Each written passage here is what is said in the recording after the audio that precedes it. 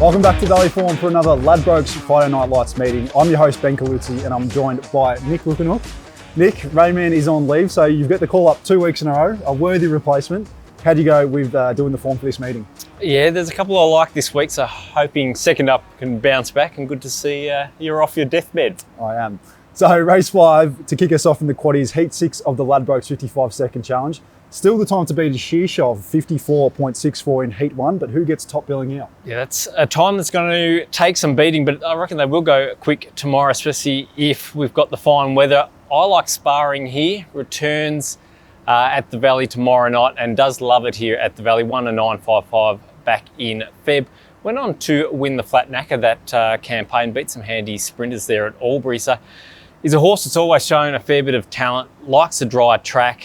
Little query just with the draw tomorrow night, but as long as he's not posted out 3 wide, I think he's going to be very hard to beat. In saying that, it will take a little bit of coverage here with the quaddie. I think the value is number 4, Tax-Free Profit. Very unlucky here in a short course race earlier this year.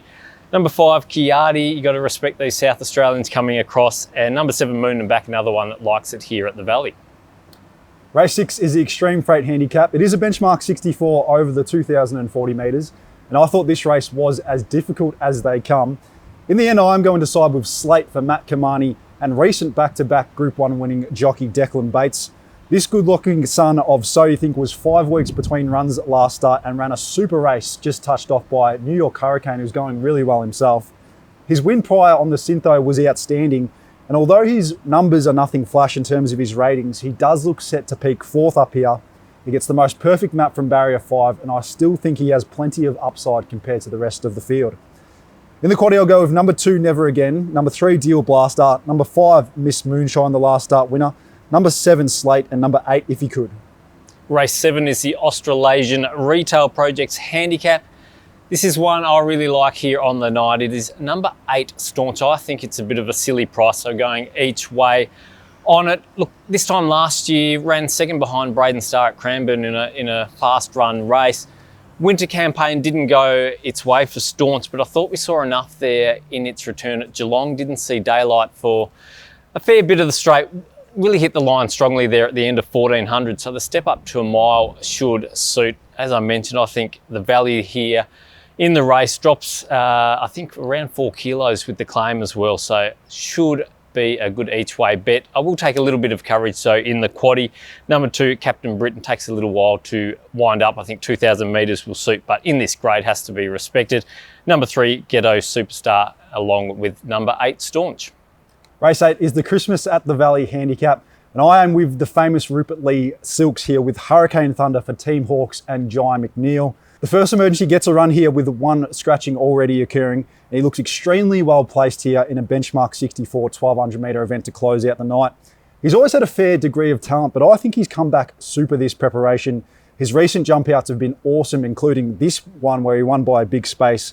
And I think he's done a fair bit of maturing, both physically and mentally over the break. He can return a winner. Also, I want to have something small on Peter Moody's Miss Russia at nearly 20-1. This mare led and won last start at Kyneton and looks clearly over the odds given she will find the front again in the same grade. Tatum Bull also takes 3 kilos off, so she's not penalised for the recent victory, and Mood sounded pretty bullish about her chances during the week on an each way basis. In the quaddie, I'll go with number 1, Along the River, number 2, Le Derriere, number 3, Signal, number 11, Miss Russia, number 13, Hurricane Thunder. Well, Nick, that is it for the quaddie, but I'll give us a best bet. I'm going with race 3, the Legacy Centenary Handicap. It is a benchmark 70 over 1,000 metres. I'm with Brent Stanley's number 1, Salui. We saw this horse during the week and he looks an absolute picture. 2 starts back, he actually won on Ladbrokes Cox Plate Eve with Damien Oliver on the saddle. He sat parked 3 wide on a fast tempo there. The race rated some 8 lengths above the all-average benchmark, and he did it all running away. He then went to the Group 1 Coolmore Stud Stakes, and he was no match for them there, but he had excuses the whole way, throwing his head around, and I think it was a complete forgive. Back to 1,000 metres here, and he gets Wiramu Pin's claim. I was shocked that he didn't come up favourite, so he's the best bet on the night. Well, thanks again for joining us on Valley Form. We'll be back here next Thursday to do it all again.